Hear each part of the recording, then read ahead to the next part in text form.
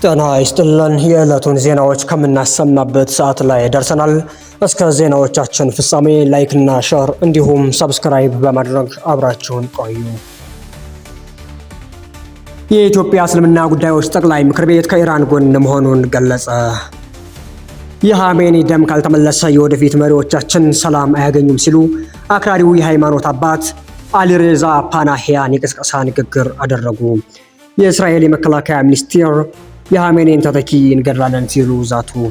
አሜሪካ በባህር ላይ አሰቃቂ ወንጀል ፈጽማለች ስትል ኢራን ከሰሰች።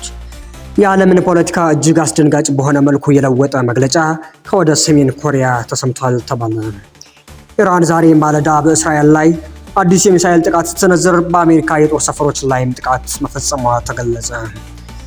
ጦርነቱ በተራዘመ ቁጥር ኢራንን እያጠናከረ አሜሪካና እስራኤልን ሊያዳክም እንደሚችልም ተነገረ። ኢራን ጥቃት ከተከፈተባት በኋላ ከአሜሪካ ጋር ለድርድር መቀመጥ እንደማትፈልግና ረዥም ጊዜ ለሚቆይ ጦርነት እየተዘጋጀች መሆኗ ተገለጸ። ሩሲያና ቻይና አሜሪካና እስራኤል በኢራን ላይ ያደረሱትን ጥቃት በመቃወም ዲፕሎማሲያዊ ድምፅ አሰሙ። ስፔን ጦርነትን አትደግፍም ሲሉ ጠቅላይ ሚኒስትር ሳንቼዝ ተናገሩ። የአያቶላ አሊ ኻሜኒ የቀብር ስነ ስርዓት ተራዘመ። የዕለቱ አበይት ጉዳዮቻችን ናቸው። እስከ ዜናዎቻችን ፍጻሜ አብራችሁን ቆዩ። የኢትዮጵያ እስልምና ጉዳዮች ጠቅላይ ምክር ቤት ከኢራን ጎን መሆኑን ገለጸ። የጠቅላይ ምክር ቤቱ ፕሬዝዳንት ሼክ ኢብራሂም ቱፋ በኢራን እስላማዊ ሪፐብሊክ ከፍተኛ መሪ የኻሜኒን ግድያ አውግዘው ከኢራን ጎን መሆናቸውን ገልጸዋል። የኢራን ከፍተኛ መሪ አሊ ኻሜኒ በሰማዕትነት ማረፋቸውን ተከትሎ በኤምባሲው በተደረገው የሐዘን መግለጫ ስነ ስርዓት ላይ በአካል የተገኙት ፕሬዝዳንቱ የሐዘን መግለጫቸውን አስፍረዋል። ለኢራን ህዝብና መንግስት አጋርነታቸውንና ሐዘናቸውን በመግለጽ ይህ ኪሳራ ለኢራናውያን ብቻ ሳይሆን በመላው ዓለም ላሉ ሙስሊሞች ሁሉ ነው ሲሉም አረጋግጠዋል። አዲስ መረጃ እንደዘገበው የኻሜኒ ደም ካልተመለሰ የወደፊት መሪዎቻችን ሰላም አያገኙም ሲሉ አክራሪው የሃይማኖት አባት አሊሬዛ ፓናሂያን የቅስቀሳ ንግግር አደረጉ። ከሟቹ የኢራን የበላይ መሪ አያቶላ አሊ ኻሜኒ ጋር ጥብቅ ግንኙነት ያላቸው አክራሪው የሃይማኖት አባት አሊሬዛ ፓናሂያን የኻሜኒን ሞት ለመበቀል እርምጃ ካልተወሰደ የሀገሪቱ የወደፊት መሪዎች ደህንነት አደጋ ላይ እንደሚወድቅ አስጠነቀቁ። ረቡዕ ዕለት ባደረጉት ንግግር ለኻሜኒ በቀል ካልተወሰደ የወደፊት መሪዎቻችን ሰላም አይኖራቸውም ሲሉ በቴህራን ያሉ ባለስልጣናትን ቀስቅሰዋል። ፓናሂያን አክለውም የኢራን መንግስት የቀረቡለትን ማንኛውንም የተኩስ አቁም ጥያቄዎች ውድቅ እንዲያደርግ አሳስበዋል። አሁን የበላይነቱን የያዝነው እኛ ነን፣ ስለዚህ ጠላቶቻቸውን ሙሉ በሙሉ ደምስሷቸው ሲሉ ጦርነቱ ይበልጥ እንዲፋፋም ጥሪ አቅርበዋል። ይህ መግለጫ ኢራን ከኻሜኒ ግድያ በኋላ ወደ ሰላም ምድር ከመምጣት ይልቅ ከፍተኛ ወታደራዊ እርምጃ ለመውሰድ እያሰበች መሆኑን በግልጽ ያሳያል። የእስራኤል የመከላከያ ሚኒስቴር የኻሜኒን ተተኪ እንገድላለን ሲሉ ዛቱ። የእስራኤል የመከላከያ ሚኒስቴር ኢዝራኤል ካትዝ የእስራኤል ጦር በኻሜኒ ምትክ የተሾመውን ማንኛውንም የኢራን መሪ ለመግደል እንሰራለን ብለዋል። ካትዝ በሰጡት መግለጫ እስራኤልን ለማጥፋት ዩናይትድ ስቴትስን እና ነፃውን ዓለም እንዲሁም የቀጠናውን ሀገራት ለማስፈራራትና የኢራንን ህዝብ ለመጨቆን እቅዱን እንዲቀጥል በኢራን የሽብር መንግስት የተሾመ ማንኛውም መሪ የማያሻማ የመጥፋት ኢላማ ይሆናል ብለዋል። ስሙ ምንም ይሁን ምን እንዲሁም የትም ቢደበቅ ምንም ለውጥ የለውም ብለዋል። ካትዝ በመቀጠል እስራኤል የኢራንን አቅም ለማጥፋትና የኢራን ህዝብ መንግስታቸውን ለመጣል ሁኔታዎችን ለመፍጠር ከአሜሪካ ጋር መስራቷን ትቀጥላለች ብለዋል። የኢራን መንግስት መገናኛ ብዙሃን እንደዘገበው ረቡዕ በቴህራን ለጠቅላይ መሪ አያቶላ አሊ ኻሜኒ የቀብር ስነ ስርዓት ሂደት እንደሚጀመር አስታውቋል። ኻሜኒ የተገደሉት ቅዳሜ ዕለት የአሜሪካና የእስራኤል ጥቃቶች በተጀመሩበት ወቅት ነው። ስነ ስርዓቱ ከረቡዕ ጀምሮ የሚካሄድ ሲሆን የቀብር ስነ ስርዓቱ 3 ቀናትን እንደሚፈጅ መንግስት መገናኛ ብዙሃን ዘግበዋል። ኒውዮርክ ታይምስ የኢራን ባለስልጣናትን ጠቅሶ እንደዘገበው የኻሜኒ ልጅ ሞጅታባ ኻሜኒ አዲስ የበላይ መሪ ለመሆን ግንባር ቀደም እጩ ሆኖ መገኘቱንም አስታውቋል። ዘገባው የአዲስ መረጃ ነው። አሜሪካ በባህር ላይ አሰቃቂ ወንጀል ፈጽማለች ስትል ኢራን ከሰሰች። የኢራን የውጭ ጉዳይ ሚኒስትር አባስ አራቅቺ አሜሪካ በህንድ ውቅያኖስ ላይ በኢራን የጦር መርከብ ላይ የፈጸመችውን ጥቃት በባህር ላይ የተፈጸመ አሰቃቂ ድርጊት ሲሉ አወገዙ። ሚኒስትሩ አሜሪካ ለፈጸመችው ድርጊት መራር ዋጋ ትከፍላለችም ሲሉ ማስጠንቀቂያ ሰጥተዋል። የውጭ ጉዳይ ሚኒስትር አባስ አራቅቺ በማህበራዊ ገጻቸው ባስተላለፉት መልእክት ዴና የተሰኘችው የኢራን የጦር መርከብ ያለምንም ቅድመ ማስጠንቀቂያ በአሜሪካ የባህር ውስጥ ሰርጓጅ መርከብ ጥቃት እንደደረሰባት ገልጸዋል። መርከቧ ጥቃት የደረሰባት ከኢራን የባህር ዳርቻ 2000 ማይልስ በስሪላንካ አቅራቢያ በሚገኝ ዓለም አቀፍ የባህር ክልል ውስጥ መሆኑን ሚኒስትሩ ጠቁመዋል። መርከቧ በወቅቱ የህንድ ባህር ኃይል እንግዳ ሆና በመንቀሳቀስ ላይ እንደነበረችና ወደ 130 የሚጠጉ መርከበኞችን አሳፍራ እንደነበረም ተገልጿል። አራግቺ አሜሪካ በወሰደችው በዚህ እርምጃ መጥፎ አርአያነት አሳይታለች ያሉ ሲሆን ቃሌን ያዙ አሜሪካ ላስቀመጠችው ለዚህ አደገኛ ቅድመ ሁኔታ መራር ጸጸት ይገጥማታልም ሲሉ ዝተዋል። የአሜሪካ መከላከያ ሚኒስቴር ፔንታገን በበኩሉ ጥቃቱን ያረጋገጠ ሲሆን ከሁለተኛው የዓለም ጦርነት በኋላ በአሜሪካ ሰርጓጅ መርከብ በቶርፒዶ ተመቶ የጠላት መርከብ ሲሰምጥ ይህ የመጀመሪያው መሆኑን አስታውቋል።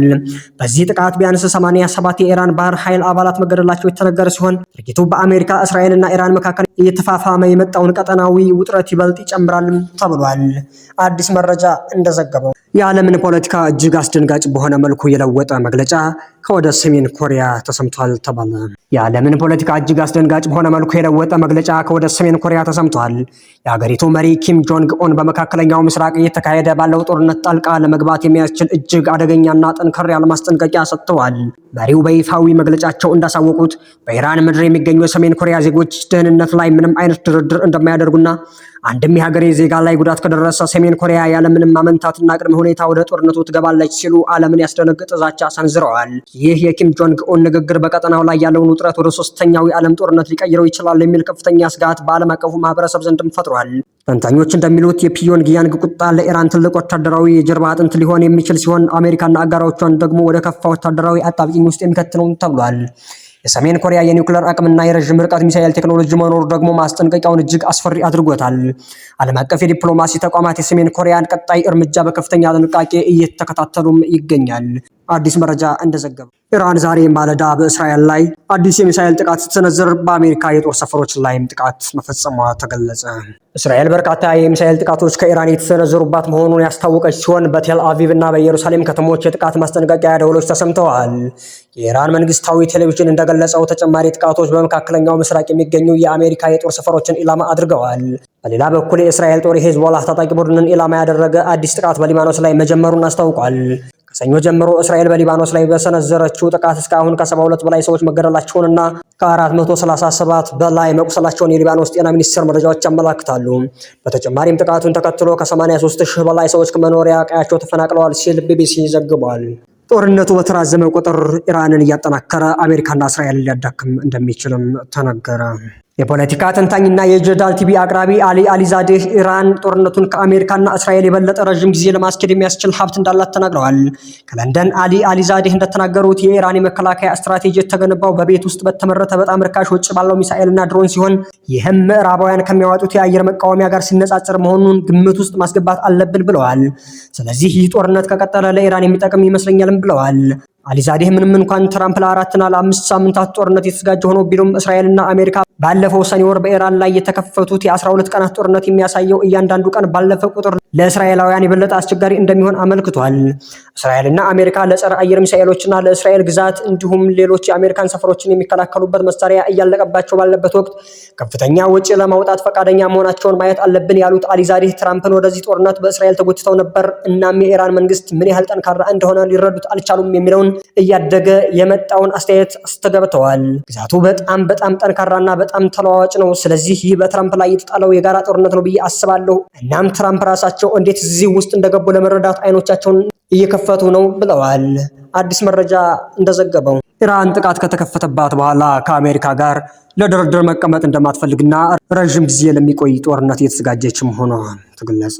ኢራን ጥቃት ከተከፈተባት በኋላ ከአሜሪካ ጋር ለድርድር መቀመጥ እንደማትፈልግና ረዥም ጊዜ ለሚቆይ ጦርነት እየተዘጋጀች መሆኗን የሟቹ ጠቅላይ ሚኒስትር አሊ ሐሜኒ አማካሪ ተናገሩ።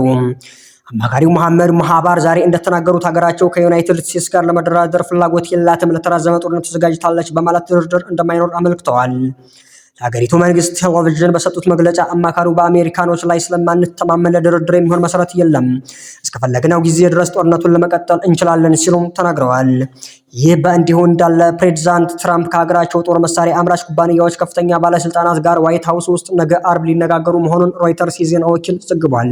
በስብሰባው አሜሪካ በኢራን ላይ የከፈተችውን ጥቃት ተከትሎ የነበራት ከፍተኛ መጠን ያለው የተተኳሾች ክምችት እየቀነሰ በመምጣቱ ኩባንያዎቹ ምርታቸውን እንዲጨምሩ ለማድረግ የታሰበ መሆኑም ተነግሯል።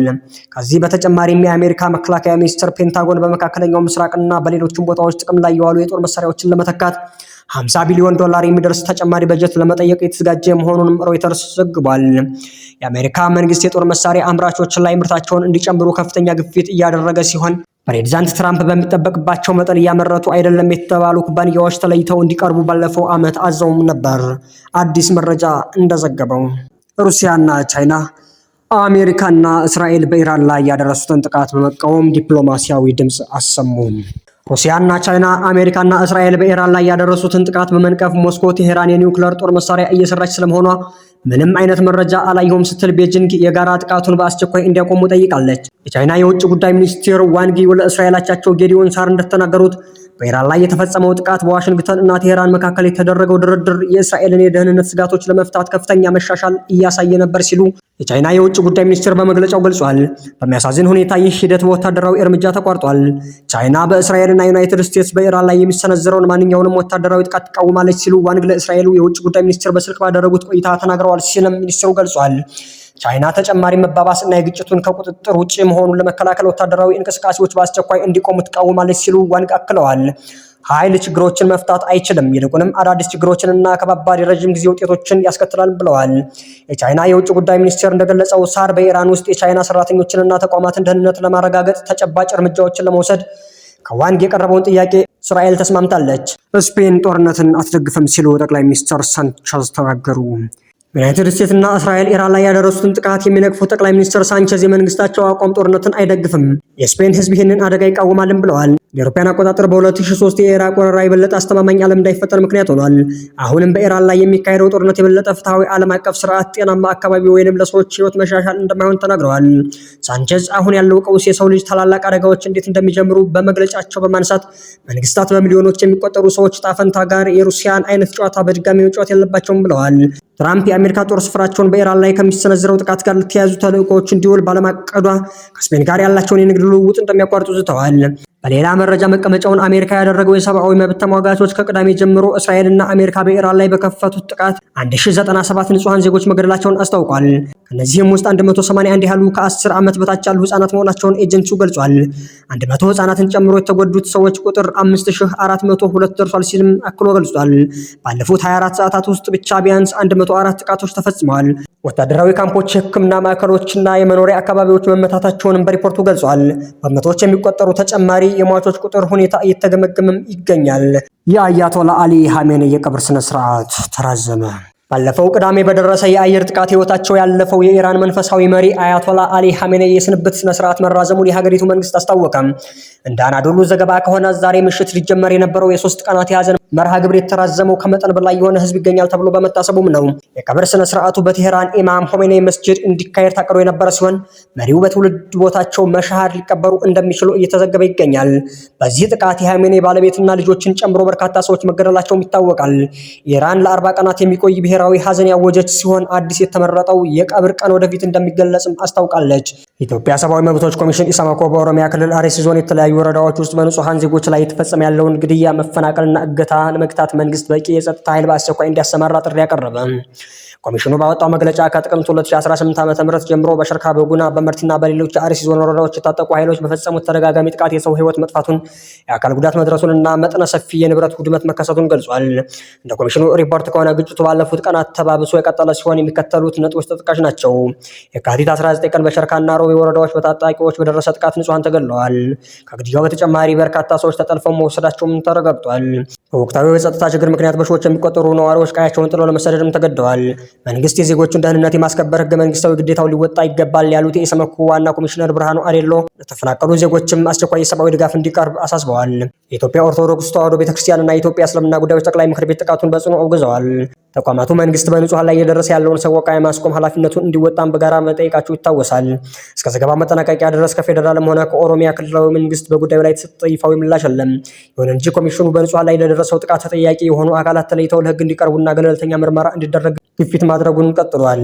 የመረጃ ምንጫችን ኢሰመኮ ነው። የተወደዳችሁ የዩቲዩብ ቤተሰቦቻችን የዛሬ ጥንቅሮቻችን እነዚህ ነበሩ። ቀጣይ በአዲስ ጉዳይ እስከምንገናኝ ሰላም።